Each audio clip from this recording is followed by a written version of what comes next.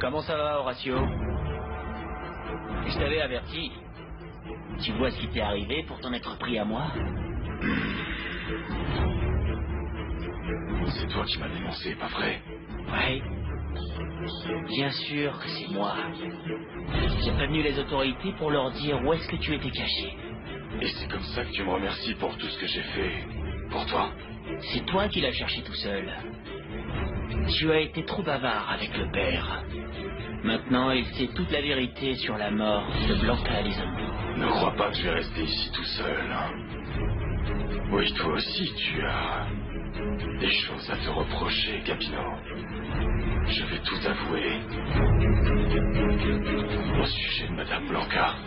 Vas-y, fais-le. Laisse-moi juste te rappeler que tu n'as aucune preuve contre moi. C'est ta parole contre la mienne. Et enfermé ici, tu pourras pas faire grand-chose. On verra comment tu t'en sortiras. Tu sais à quoi je pensais en chemin en venant ici? À ta pauvre petite épouse. Elle est si seule. Pour commencer, son patron meurt.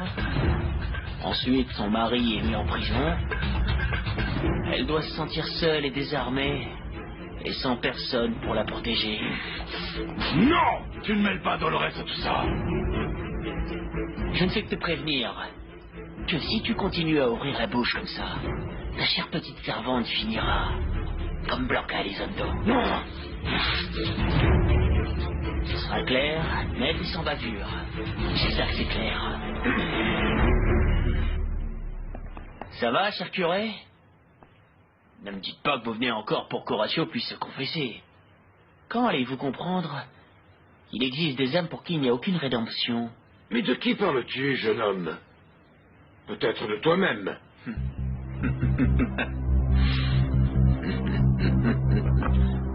Parce qu'écoute, pour ton information, Horatio, et bien malgré les péchés et les crimes qu'il a commis, éprouve un certain regret que je n'ai jamais vu dans tes yeux. Bien sûr que non, non. Parce que je n'ai rien à regretter, mon père. Le ton que tu emploies est étrange, jeune homme. Pourquoi à présent es-tu fâché que je sois prêt à écouter les péchés d'Horatio alors que toi-même tu m'as suggéré de le faire avant son mariage? Car j'ai tendance à parler trop vite.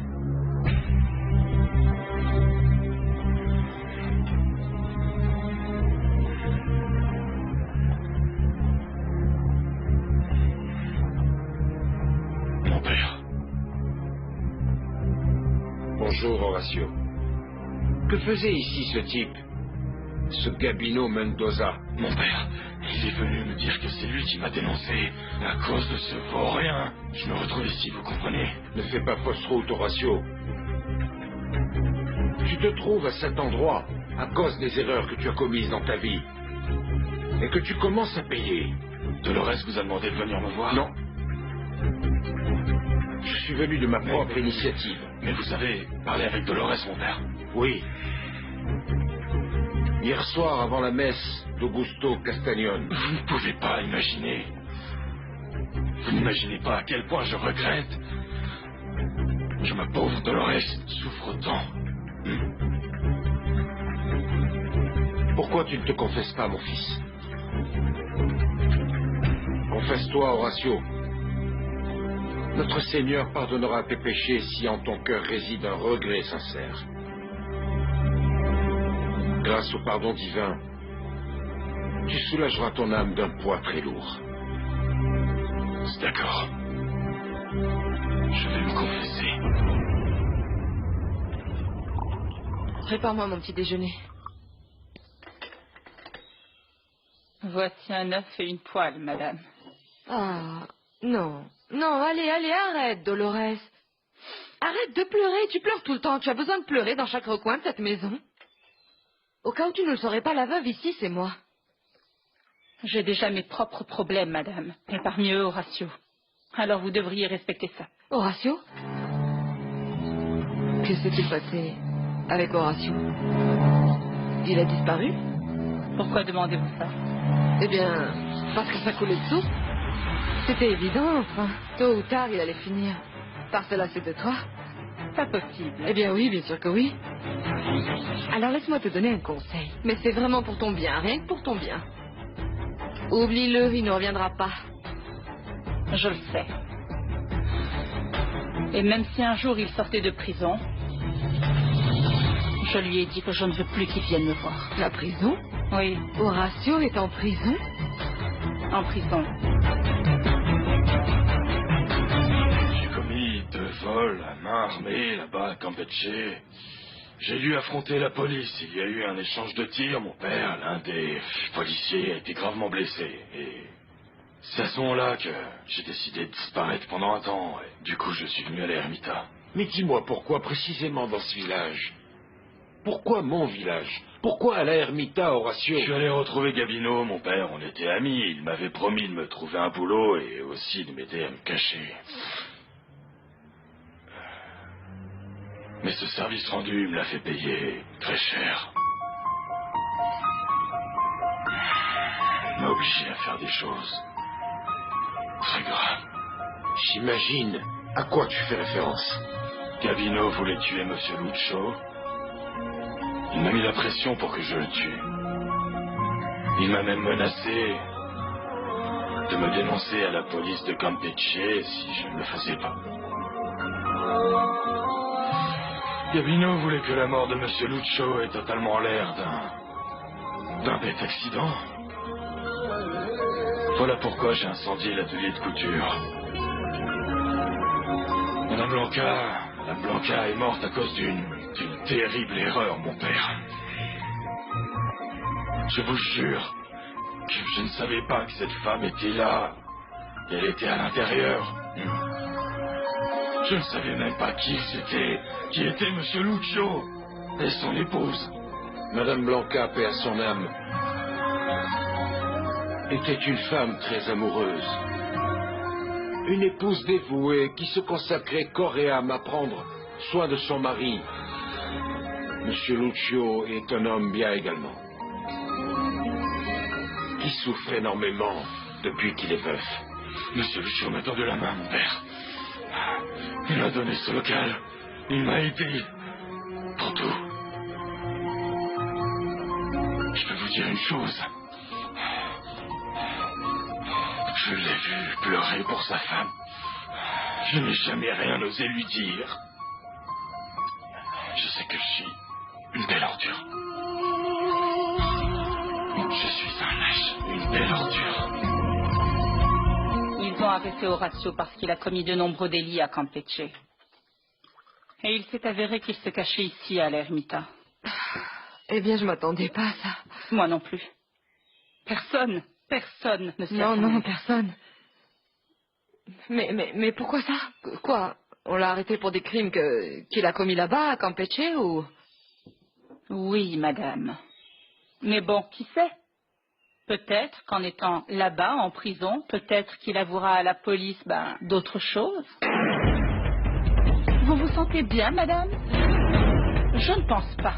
Parce que si ce que le père Loupé a dit s'avère vrai, et que mon mari a été votre complice, la suivante qui sera conduite à bord d'une patrouille de police pour aller tout droit en prison, ça risque d'être vous. Non, mais je ne vois pas pourquoi. Parce que je ne suis pas nerveuse. Tu es complètement folle. Il va falloir te faire à l'idée, tout comme ma nièce et moi. Il faut qu'on se fasse à l'idée qu'Augusto s'est donné la mort. Et c'est tout.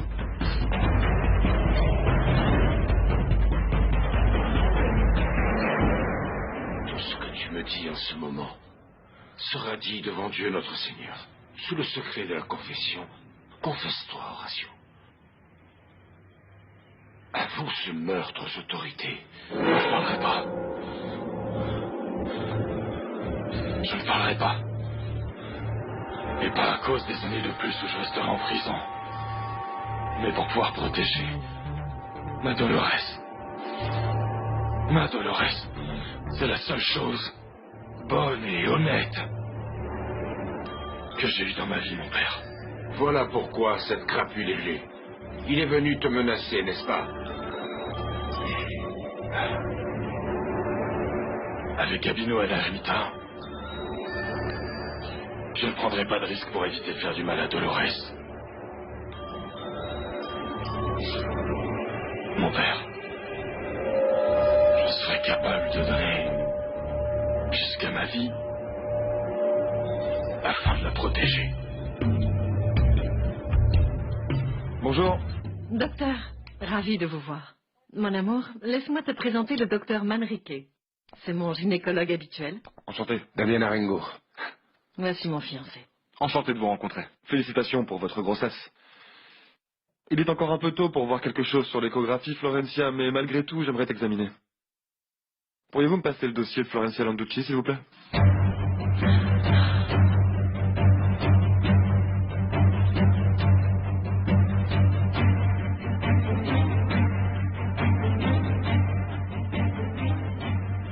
Comme vous pouvez vous en rendre compte, monsieur Arengo, l'utérus est encore fermé.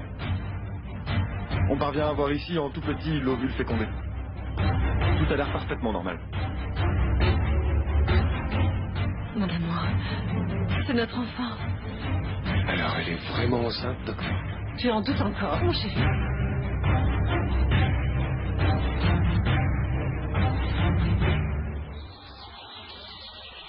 Bonjour, Lolita. Comment ça va, mon poussin?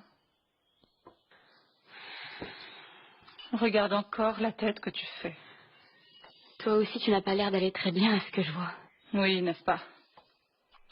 Mais toi, en plus d'être triste, tu as un regard qui semble dire que tu n'as pas fermé l'œil de toute la nuit.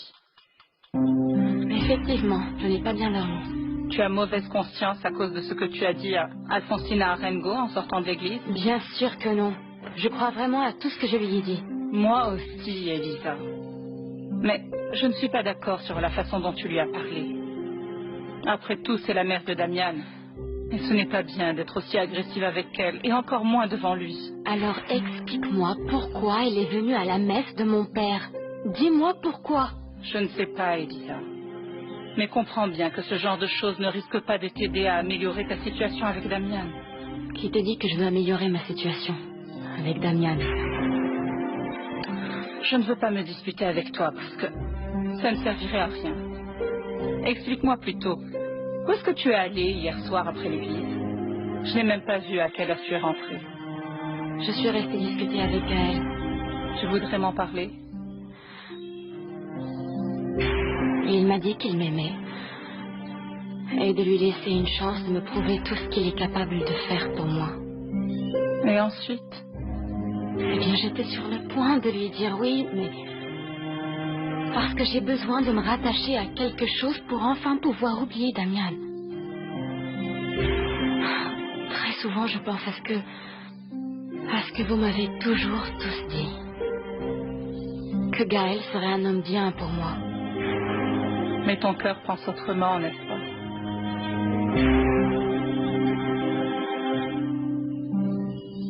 Alors on se revoit dans un mois, d'accord? Et je veux que tu fasses tes analyses prénatales le plus vite possible. Bien sûr que oui, docteur. Mon amour, pourquoi ne vas-tu pas payer la consultation pendant que je discute avec le docteur? La demoiselle va vous remettre tout de suite le compte-rendu de l'échographie. Merci beaucoup, docteur. Je t'attends dehors. Ce sera tout.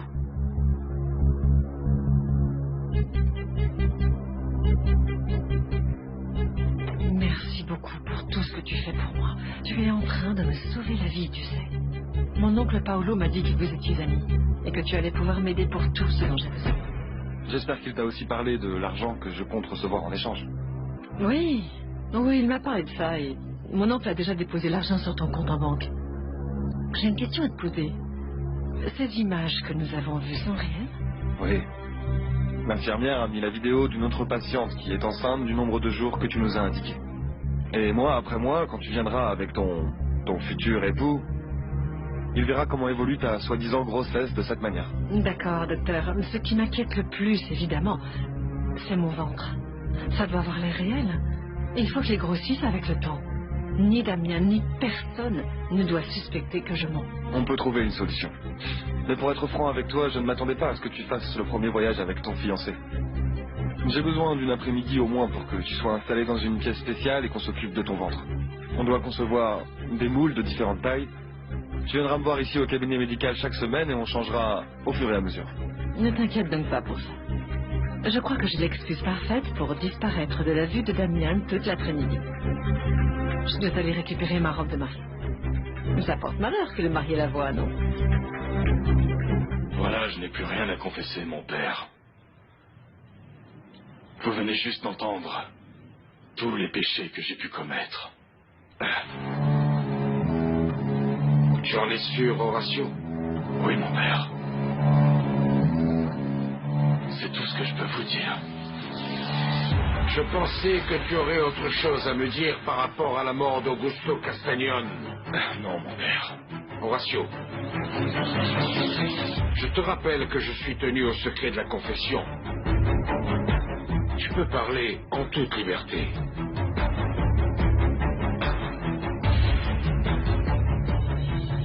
Je n'ai rien à voir.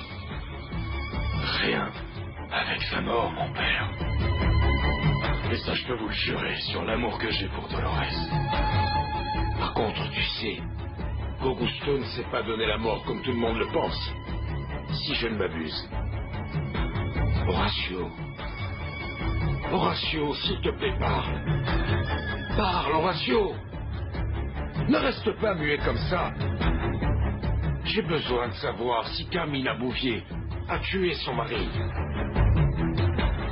Tu as vu quelque chose? Tu sais si cette femme a tué Augusto? Parle pour l'amour de Dieu. Excusez-moi, mon père, mais non. Non, je ne préfère pas parler de ça. Pourquoi ça? Parce que si Gabino Mendoza me fait peur, cette femme me terrorise. Carmina n'a aucune raison de savoir que je suis venu te voir. Et encore moins pour entendre tes péchés, Horatio. Ça, c'est lui égal, mon père. C'est Madame Carmina qui est la plus proche de Dolores et je ne veux pas prendre de risques. Horatio, s'il te plaît. Excusez-moi, mon père, non. Vous allez devoir vous contenter de savoir que l'unique mort qui pèse sur ma conscience est celle de Madame Blanca, Elizondo. Croyez-moi que ni ma vie entière, ni les années que je passerai en prison me suffiront pour regretter d'avoir provoqué cet incendie dans lequel elle est morte.